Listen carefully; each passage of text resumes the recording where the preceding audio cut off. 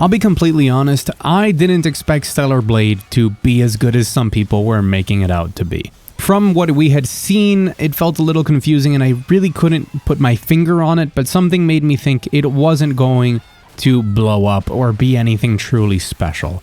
But now that there's a demo out, and this is a fantastic trend, we need more demos, after having played it, my opinion has completely changed. I think that from the footage we had seen of Stellar Blade, the general impression was that it was a character action game, something like Bayonetta, Devil May Cry, or even closer also because of some parts of its story and its aesthetic to Nier Automata. But now having played the demo, we know for sure that this game is actually a Soulslike, a straight up Soulslike where you go from bonfire to bonfire, you are leveling up your character, you have Estus flasks, you have gear. The combat is much more methodical, but that more Souls-like type of combat is mixed in with those trappings of a character action game like we suspected. So we do have all of our standard combo systems, pressing different buttons, different timings for those buttons, holding down directions while pressing them. You have blocking with a shield system, you have perfect parries, you have dodging, and you have perfect dodges. Enemies have a posture bar that can be broken with perfect parries or certain abilities that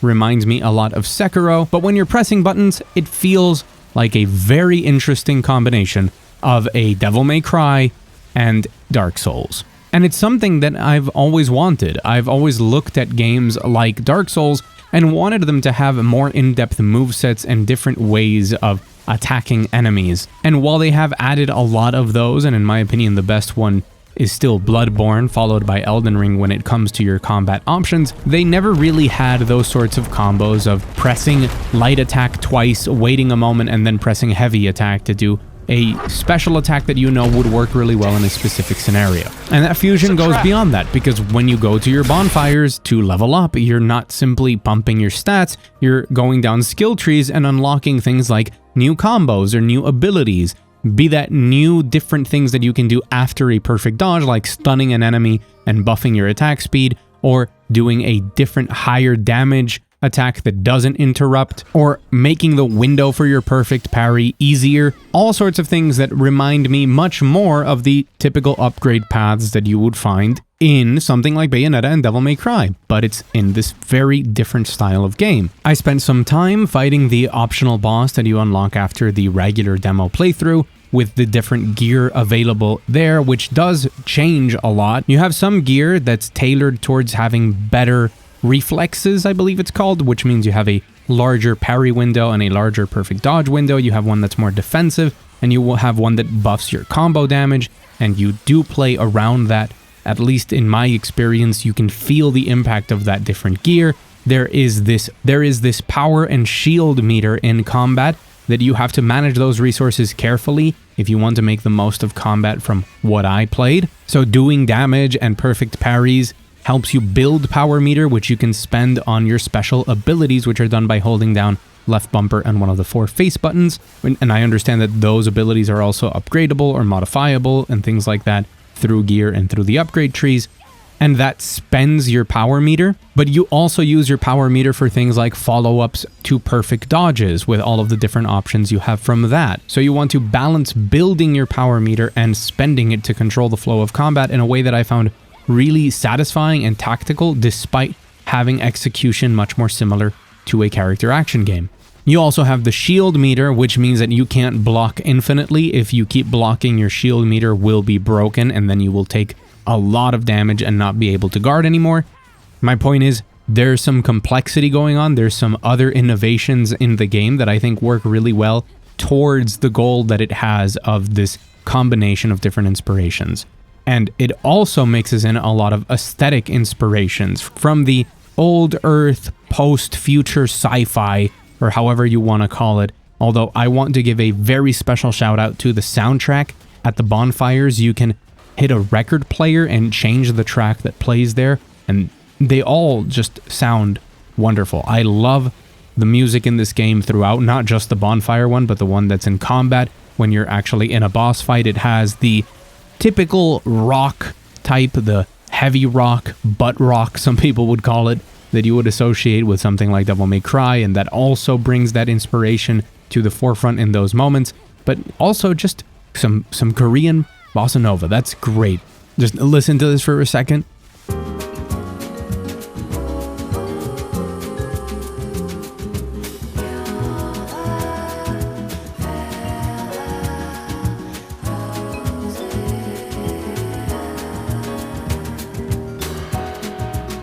Yeah, there's a lot to like in this game. And if this game manages to combine all of the different inspirations that it has in its aesthetics with these cool, very organic looking enemies, but all set in a future sci-fi Earth with all of this technology and advanced AI and these little things that the game shows with some of its dialogue. There's a really funny moment where Eve, the protagonist, is in an old library and asks if all of the books on the shelves are meant to be storage boxes, and then Adam over the radio says that you could consider it that way, but they have a maximum of 1 megabyte, and she says that's such a waste of space. So it's setting up this future Earth ruined, and now you're kind of robot/androids taking it back, fighting against these horrible life forms, these creatures, and whatever twists and turns might come with the story. And it's combining that aesthetic and what it's trying to go for there with this combat system that is halfway between Dark Souls and Devil May Cry.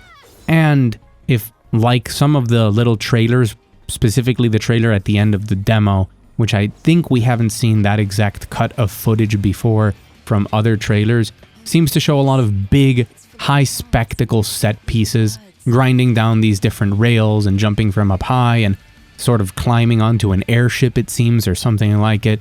More of this big modern AAA adventure feel to the story and what happens in it, with a large variety of different locations, enemies, and all wrapped up in these different systems. I think we could have a really special game on our hands. Maybe not something that's going to set the entire world on fire, although we'll see exactly how much buzz it generates. It keeps generating buzz for obvious reasons that I'm not going to talk about because you're probably sick of hearing different discourse about the main character or how the characters look or whatever. But it could lead to a game that does something very interesting, and I have personally never seen this combination of a character action game with a Souls-like in a way that really makes me happy on both sides. There have been interesting things like this in the 2D realm. One of my personal favorites is Vernal Edge, which tries to combine Devil May Cry, but in 2D with a Metroidvania. But Souls-like plus this is something that gets me really excited, and my expectations have completely changed around this game just from playing the demo. That doesn't mean it's perfect. I have some very big complaints that I want to talk about. For starters, there's some stuff about it being halfway that doesn't really work because this is a very demanding game. Perfect parries and perfect dodges have very strict timing, and not everything that you do in this game actually flows the way you would expect for an action game. Sometimes it takes more cues from the Dark Souls side of things, and that leads to some attacks being cancelable into a block, or some attacks aren't cancelable into a block. I sat around testing different combo chains and how exactly the mechanics interact and what you can cancel and what you can't, and stuff like your fast attacks can be cancelled almost at any point in order to get a parry out or to block or to get a dodge out, but at the same time some of the heavier attacks or some of the combo chains cannot be cancelled. Once you go into only some of the attacks that are in your arsenal, you are stuck there. You are going to go through with it, and you have to suffer the consequences of it. Now, this could be considered some extra depth, and I want to see how the game actually pans out later, but that general inconsistency of having some attacks that are cancelable and others that are not is not very well communicated to start with, and that's fine. Maybe it's just something we have to get used to, but it does feel like it has half foot in one genre and half foot in the other genre, and it does have a learning curve because the game does require quite strict timing on those parries and on those dodges, and to really memorize the different enemies' movesets so that you can prepare for them, identify those patterns, and really parry them. And when that's happening, it kind of feels like a Sekiro, except in Sekiro, your cancels are much easier to do and you're not locked into stuff quite the same as you are in Stellar Blade. There's some other weird stuff regarding pacing. So when you get knocked down, there's this kind of awkward pause while you wait to stand up and the monster doesn't hit you more. And I was expecting something like an ukemi to just immediately stand up, or to just mash the dodge button and stand up quicker. And hey, maybe that is an unlockable skill or something, but there's also just an awkward lag after certain little cutscenes. Well, I guess they're quick time events that you can have during a fight, and then you just lose control of your character and watch as the enemy suffers from whatever you did to them, and then it's like the game starts again.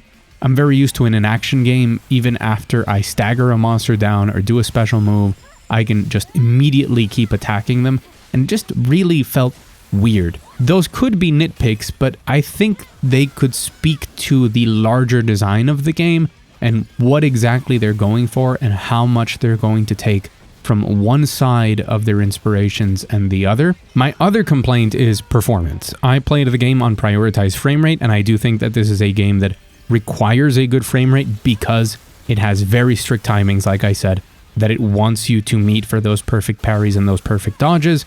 And sometimes, in a very inconsistent way, I would walk into the same fight and I would get some drops to 40 frames per second, 50 frames per second that were very stuttery, and did make it feel like when I missed a perfect parry, it was because I was distracted by that performance, or I was unsure of when to do it because of that performance.